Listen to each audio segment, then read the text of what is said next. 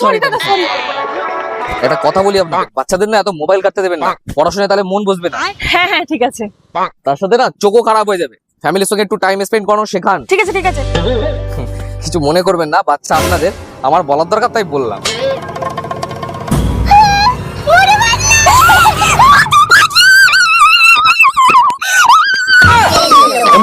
Madam আপনি জানো বাচ্চা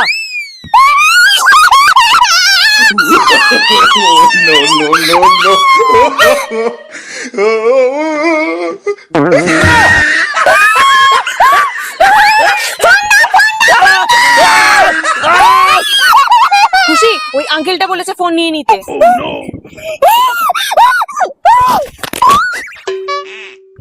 এ তো মোটু পাতলু মোটু পাতলু।